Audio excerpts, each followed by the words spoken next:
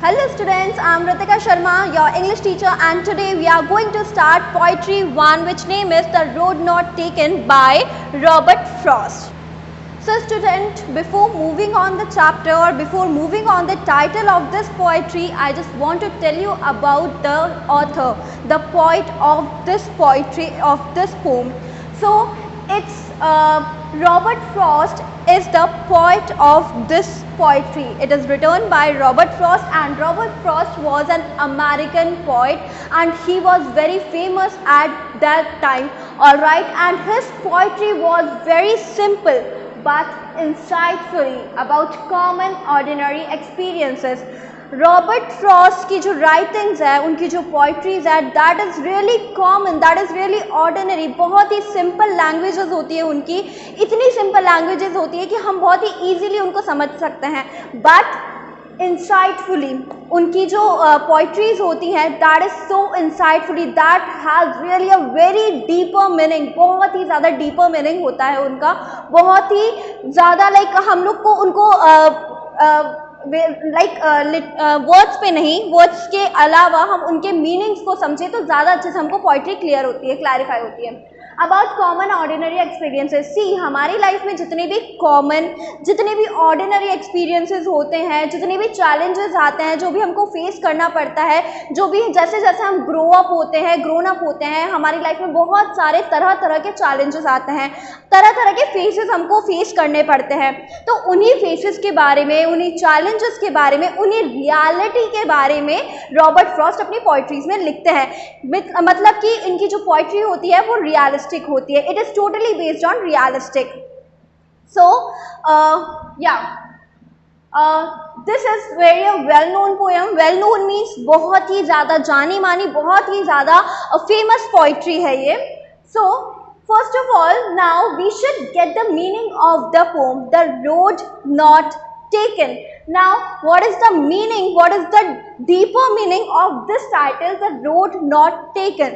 देखो, हमारी लाइफ में बहुत सारी ऐसी सिचुएशंस आ जाती हैं जहाँ पे हम एक फेस पर आकर खड़े हो जाते हैं and we have two choice before us. हमारे सामने टू चॉइसेस होती हैं जिनको हमको चूज करना पड़ता है. कहाँ पे, कौन से रास्ते पे हमको जाना है, कौन से रास्ते पे हमको नहीं जाना. वेदर आई चूज ए पथ, वेदर आई चूज बी पथ. तो वही सिचुएशन पॉइट के सामने भी क्रिएट की गई है. पॉइट ने भी क्रिएट किया है अपनी लाइफ में. पॉइट ने भी अपनी लाइफ में एक्सपीरियंसेस किया है कि वो एक जगह पर आकर खड़े हो गए. Weather he just stop like a frozen and after that he has two choices in front of us. उनके सामने दो choices हैं. उनको कौन सा रास्ता चूज करना चाहिए. क्या उनको हार्ड पाथ चूज करना चाहिए या फिर क्या उनको नॉर्मल पथ चूज करना चाहिए जिसपे सभी लोग जाते हैं. तो let's see in this poetry what road he has chosen. Two roads diverged in a yellow wood, and sorry I could not travel both, and be one traveler. Long I stood and looked down one as far as I could, to where it bent in the undergrowth. See, यहाँ पे diverge meaning क्या है? Divided, separated. Alright. Yellow would, yellow would हम दो तरह से इसको use कर सकते हैं. फर्स्ट ऑफ ऑल, ऑटम का सीजन है, ठीक है, और जब पत्तियां झड़ने लग जाती हैं, पत्तियां कैसे झड़ने लग जाती है, वो जो लीव्स है वो येलोइश होकर झड़ने लग जाती है, तो वो जो पूरा पत्त है वो येलोइश हो रखा है. फर्स्ट मीनिंग हम ये ले सकते हैं. सेकेंड, येलो वुड का मीन्स हम ये ले सकते हैं कि वो जो फॉरेस्ट है वो बहुत ही ज़्यादा घना फॉरेस्ट है, बहुत ज़्यादा हैवी फॉरेस्ट है.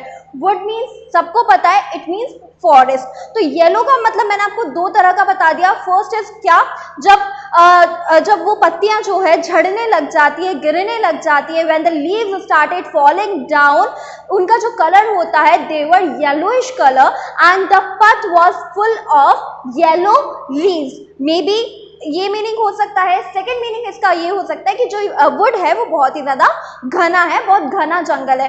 अब यहाँ पे घने जंगल का मतलब क्या होगा? इट मीन्स उनकी जो फीलिंग्स हैं, पॉइट की जो फीलिंग्स है, he was totally messed up. बहुत ही ज़्यादा कंफ्यूजिंग स्टेट में है वो कि उनको कौन सा रास्ता चूज करना चाहिए, किस रास्ते पर उनको जाना चाहिए. सो two roads divorced in a yellow would, एक फॉरेस्ट है, उस फॉरेस्ट में दो रोड्स हैं, वो सेपरेट हो रहे, डिवाइड हो रहे हैं. And sorry I could not travel both, and he is feeling very sorry, he is feeling very guilty कि वो दोनों रोड्स पर ट्रैवल नहीं कर सकते. सेम चीज हमारी लाइफ में भी होता है. हम एक ही रास्ते पे जा सकते हैं, एक ही चीज को चूज कर सकते हैं, हम दोनों चीजों को चूज नहीं कर सकते हैं. Alright, and be one traveller long I stood and looked down as far as I could. So अब वो कहते हैं be one traveler, it means वो एक ही है, वो सिंगल पर्सन ही है. ऐसा तो नहीं है कि दो हैं, अगर दो होते तब भी उनको अलग अलग रास्ता ही चूज करना पड़ता. But he is the single person in the yellow wood who is standing in the yellow wood and was watching the two roads which were diverged, which were separating. All right, so be one traveller, एक traveller होने की वजह से, being a single person, एक single person होने की वजह से, लॉन्ग आई स्टूड मतलब कि मैं बहुत देर से उस येलो वुड में, जहाँ पे टू रोड डाइवर्ट होना स्टार्ट हो रहे हैं, उसी रोड पर मैं आकर खड़ा हुआ हूँ, उसी जगह पर मैं खड़ा हुआ हूँ बहुत ही लंबे टाइम से. Now what does that mean long I stood? I have explain it, but it means he was thinking, he was just become confused, बहुत ज़्यादा confused हो गए हैं, बहुत ज़्यादा उनके दिमाग में बहुत सारी चीज़ें चल रही है कि मुझे क्या करना चाहिए, कैसे सिचुएशन को फेस करना चाहिए. Likewise, so and looked down one as far as I could, और मैंने उस रोड को मतलब इतना लंबे टाइम तक देखा जितना मैं देख सकता था, उतनी दूर तक देखा. as far as I could मतलब कि उतनी दूर तक देखा जितना मैं देख सकता था, मतलब कि जहां तक उनकी आंखें जा रही है, जहां तक उनकी आईज विजिबल हो रही है, उस रोड तक उन्होंने उसको देखा है. Alright, to where it bent in the undergrowth, तो उन्होंने कहां तक उस रोड को देखा था? उस रोड को वहां तक उन्होंने देखा था जहां तक वो जो रोड्स है वो बेंट नहीं हो रहे. बेंट मतलब कि मूव नहीं कर रहे. किसके अंदर? अंडरग्रोथ. अंडरग्रोथ मतलब क्या होते हैं?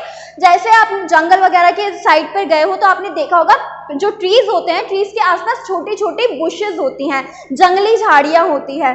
तो पॉइंट वही कहना चाहते हैं कि मैंने उस रोड को तब तक देखा जब तक कि वो मुड़ ना गई हो. किसमें? मतलब कि वो जो बुशेस हैं उन झाड़ियों के बीच में वो छुप ना गई हो. वो उन्होंने उस रोड को तब तक देखा.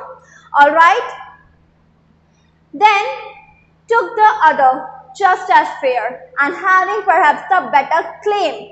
After that, in the first stanza what we have read, उन्होंने एक रोड देखा, उतनी दूर तक देखा जहां तक वो बेंट हो सकता था, मतलब कि जहां तक वो छुप ना गया हो उस जंगली झाड़ियों में, उन बुशेस में. Undergrowth means bushes, small plants और we can say. After that then took the other, उसके बाद उन्होंने उस दूसरे रोड को देखा. just as fair, क्योंकि ये फेयर था.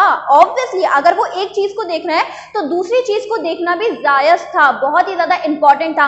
हम एक चीज को देखकर वी कैन डिसाइड, हम डिसाइड नहीं कर सकते, हम अपना डिसीजन नहीं ले सकते. We will have to face two faces.